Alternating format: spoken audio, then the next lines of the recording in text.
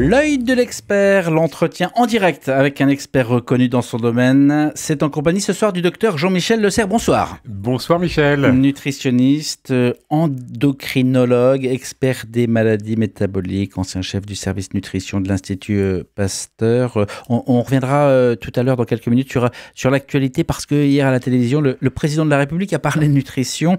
Mais d'abord, j'aimerais, si vous voulez bien, qu'on s'arrête avec vous sur une relation, celle de l'Église à l'alimentation, parce que c'est toujours délicat. Est-ce que foi et nourriture sont liés? Que dit l'Église sur l'alimentation?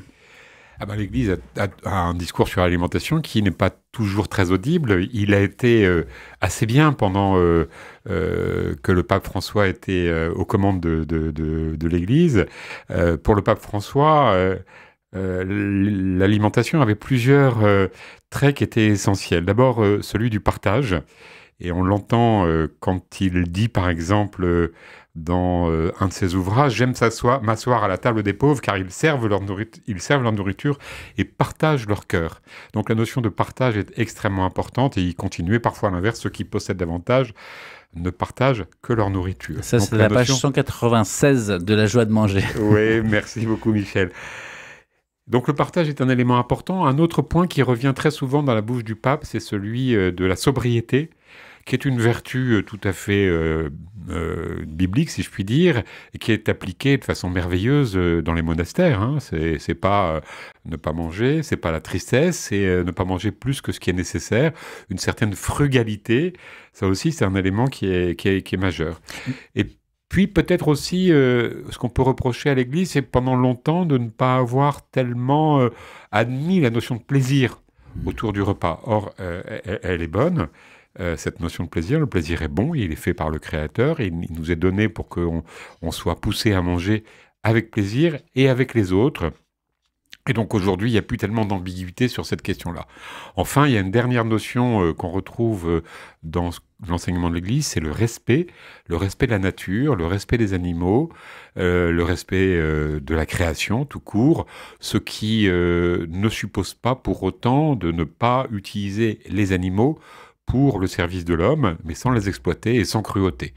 Et ça, c'est très clair dans le catéchisme de l'Église catholique qui parle très clairement de l'absence de cruauté vis-à-vis des animaux. Donc voilà un petit peu ce que l'Église dit. Puis alors, il y a tout un discours aussi du pape avec le Laudate Si, dont on fête les 10 ans là, ces jours-ci, sur l'importance de respecter la création à travers notre attitude vis-à-vis de l'alimentation. Vous avez anticipé ma prochaine question. C'était justement sur Laudato Si, dont on fête les 10 ans. Le pape et François avaient pris le temps de développer ce que vous avez dit, la notion de sobriété, mais tout en disant que la sobriété n'était pas le fait de renoncer à jouir de la vie et au plaisir de se nourrir. C'est exactement ce que vous venez de dire. Donc, passer de l'assiette à la vraie vie, ça peut paraître contradictoire.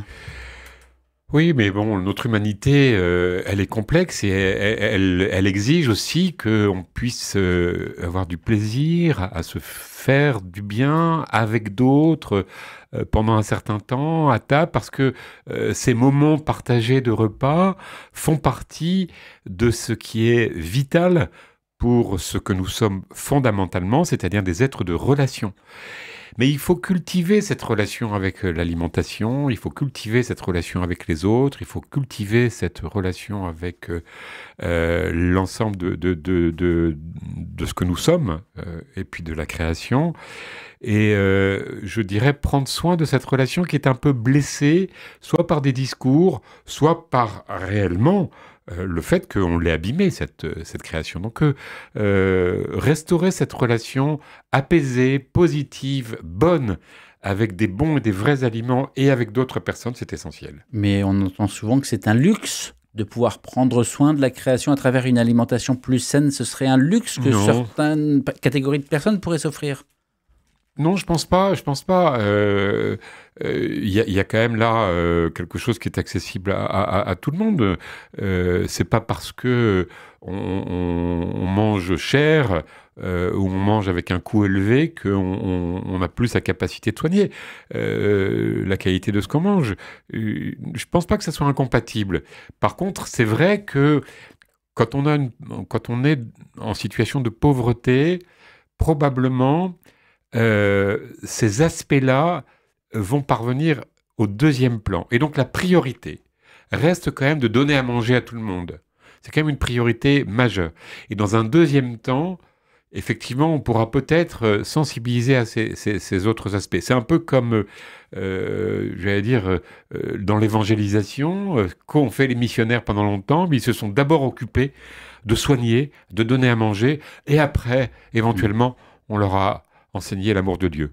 Page 65, c'est ce que vous citez Sébastien Habis qui dit « Quand on est riche, on a peur de mourir empoisonné par des pesticides. Quand on est pauvre, on a peur de mourir de faim. » C'est exactement ce que vous venez de dire. Où est-ce qu'on en est ? Oui, on en est quand même à toujours 800 millions de personnes qui ne mangent pas à leur faim. Mais pour autant, il faut aussi avoir un discours qui est juste. La proportion de personnes qui ne mangent pas à leur faim ne fait que diminuer, même si le nombre est trop élevé. Et dans les toutes dernières années, il s'est un petit peu accru, en tout cas en valeur absolue. Mais en valeur relative, il continue à diminuer. Mais il y a de gros efforts à faire, surtout pour partager, car il ne faut pas faire croire aux gens qu'il n'y a pas assez de nourriture pour nourrir tout le monde. Il ne faut pas faire croire aux gens qu'il y a trop de monde. Il faut surtout qu'on soit prêt à lutter contre les vraies causes de la faim, qui avaient été soulignées d'ailleurs sur le pavillon du Vatican lors de l'exposition universelle de Milan il y a une dizaine d'années où j'étais allé, où le Vatican avait un pavillon qui était merveilleux. Il était marqué « Les causes de la faim dans le monde sont l'injustice, les inégalités, les conflits, l'égoïsme », ce qui est la réalité. Alors Jean-Michel Lecerf, j'aimerais vous faire réagir à présent à l'actualité. Je vais vous inviter à mettre un casque. Je ne sais pas si vous avez écouté le président de la République sur TF1 ce mardi soir. Je ne répondrai pas, mais j'ai vu quelques extraits. Voilà, il a parlé longuement et le youtubeur fitness Thibaut Inchep, 26 millions d'abonnés sur YouTube, l'a interpellé. Et c'est pas la réponse présidentielle qui nous importe ce soir, elle était très politique, mais c'est cette question constat sur laquelle je vous proposerai de réagir. Aujourd'hui en France, un adulte sur deux est en surpoids ou en situation d'obésité. Pour les enfants, nous parlons d'un enfant sur quatre avec des chiffres qui ne cessent d'augmenter. Pourtant, on sait que l'obésité est un terreau fertile pour de nombreuses maladies graves. Alors pourquoi ne pas traiter ce problème plus en amont avec des mesures fortes? Limiter réellement le sucre et ses dérivés dans les produits industriels. Introduire des cours de nutrition à l'école et augmenter les heures de sport. Combien de générations faudra-t-il sacrifier pour comprendre que la sédentarité et l'obésité sont des problèmes de santé publique majeurs qu'il faut prendre au sérieux? Thibaut Inchep hier soir sur TF1 face au président de la République. Est-ce qu'il y a, oui ou non, comme il le dit, péril en la demeure? Est-ce qu'on est voué à une obésité incontrôlée? Non, mais c'est vrai que ça augmente depuis une vingtaine d'années de façon tout à fait importante et qu'il faut essayer de trouver des solutions. Mais j'aime pas beaucoup le yaka parce qu'en fait, c'est un problème qui est extrêmement compliqué, pour ne pas dire complexe. Par exemple, quand on voit les quantités alimentaires et les quantités de calories que les Américains mangent depuis une quarantaine d'années, il n'y a aucune augmentation. Aucune augmentation de ce que les Américains mangent. Mais la courbe d'obésité augmente. En France, c'est la même chose. Il n'y a aucune augmentation des apports énergétiques caloriques en France depuis une quarantaine d'années, mais l'obésité augmente. Donc en fait, c'est pas aussi simple que ça. C'est pas uniquement les quantités qui sont mangées. C'est pas uniquement. Il faut arrêter de dire aux gens en permanence vous vous bafferez, vous êtes des gros mangeurs, vous êtes des gros gloutons. C'est pas vrai, c'est pas la réalité. Et pourtant l'obésité augmente. Alors à quoi c'est dû? Le YouTuber dit des choses qui sont tout à fait justes, c'est-à-dire la lutte contre la sédentarité. C'est vrai, c'est très important. L'augmentation de l'activité physique, c'est très important, mais c'est sûrement pas suffisant. Mais c'est très important. Il y a beaucoup d'autres facteurs qui rentrent en ligne de compte. Je vais peut-être faire une toute petite remarque, c'est qu'il donne des chiffres qui ne sont pas justes. Il dit par exemple qu'il y a 50% d'adultes qui sont en surpoids en obésité, et il dit qu'il y a 20% d'enfants qui sont en surpoids en obésité. Non. Il y a 5% des enfants qui sont en obésité, et il y a 20% des enfants qui sont en surpoids en obésité. Il ne faut pas tout mélanger. On a quand même 95% des enfants en France qui ne sont pas en obésité. Faut aussi voir les choses de façon juste. Mais c'est vrai que c'est une vraie préoccupation. Les causes sont tellement nombreuses qu'on ne peut pas avoir une solution unique. Par exemple, un truc tout bête, le manque de sommeil est un vrai problème et c'est associé à une augmentation de l'obésité. Il y a d'autres facteurs qui sont très importants, qui commencent très tôt dans l'existence, et de façon extrêmement tôt. Par exemple, l'augmentation, alors je ne vais pas culpabiliser les gens, mais l'augmentation de la césarienne augmente le risque d'obésité de façon tout à fait importante. Mais voilà, pour donner deux petits exemples qui sont des outsiders. Donc, il faut sûrement travailler là-dessus, peut-être sensibiliser davantage les familles. Par exemple, il y a le problème très important de société qui est l'enfant roi. Il y a aussi l'enfant unique. Tous c'est des facteurs qui sont extrêmement importants. Le travail de nuit, c'est aussi un facteur important. Donc, vous voyez, il y a énormément de choses. Il faut qu'on travaille là-dessus. Il faut qu'on agisse davantage. Mais l'éducation, oui. Ceci étant, moi, je suis pas favorable à l'éducation nutritionnelle. Je suis favorable à l'éducation alimentaire, c'est-à-dire expliquer aux gens ce que c'est qu'un poireau et comment on le cuisine, comment on le cultive, ce que c'est des radis, comment on les cultive, qu'est-ce que c'est des courgettes, comment on les cultive, comment on les cuisine. Ça, c'est intéressant que les gens aient une relation nouvelle, bonne, positive avec les aliments. Parce que si on dit aux gens, faut pas manger gras, faut pas manger sucré, ils sont gavés de ce discours-là. Ça ne sert à rien. Aucune efficacité. Et donc, on peut continuer. Ça fait 20 ans que le PNNS nous dit moins gras, moins sucré. Mais les gens n'entendent plus. Et donc, on est saturé.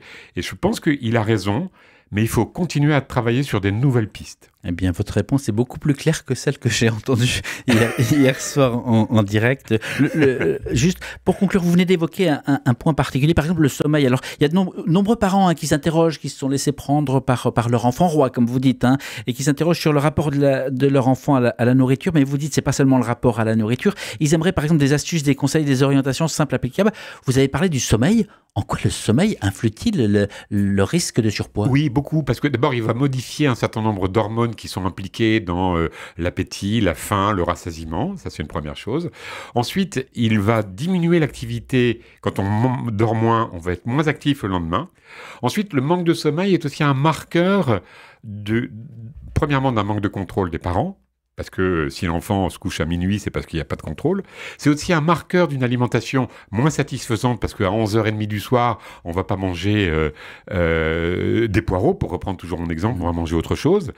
C'est aussi un élément qui va introduire de moins bonnes habitudes alimentaires, mais aussi un marqueur de moins bonnes habitudes alimentaires dans la maison. Donc, il y a beaucoup de facteurs qui rentrent en ligne de compte. Donc, finalement, l'épidémie d'obésité, puisqu'on peut quand même parler de cela, est un problème de société, certes, mais dont les déterminants, les causes sont vraiment nombreux. Et voilà, il ne faut pas faire l'erreur de retomber toujours dans cette mise en accusation permanente que les gens ont, avec des injonctions qui sont stériles et stérilisantes. Et le repas en famille, puisqu'on parle des enfants, c'est la base. Ça fait partie des éléments de régulation. Moi, je dis souvent, toujours, c'est très important de voir les perturbateurs du comportement alimentaire. Il y en a 2 ou 3 qui sont très accessibles. Le sport est un très bon régulateur. Quand vous avez bougé, vous pouvez mieux discerner si vous avez faim, pas faim. Le sommeil est un très bon régulateur aussi, parce que vous pouvez mieux discerner la vraie faim de fausse faim. Et puis, la table aussi est un très bon régulateur, parce qu'il y a un début et une fin. Et le fait de perdre ce repère dans le temps et dans l'espace, eh bien, nous met en difficulté. Et on est tous pareils. Quand vous êtes dans un cocktail et qu'il n'y a que des petites choses à manger comme ça, sans qu'il y ait une entité, assiette, table, vous ne savez pas si vous devez continuer à manger. Vous allez continuer à manger jusqu'à ce qu'il n'y en ait plus. Mais c'est pas ça la bonne régulation alimentaire. Notre expert ce soir en direct était le docteur Jean-Michel Le Cerf. Merci d'avoir pris le temps de venir répondre en direct à ces questions.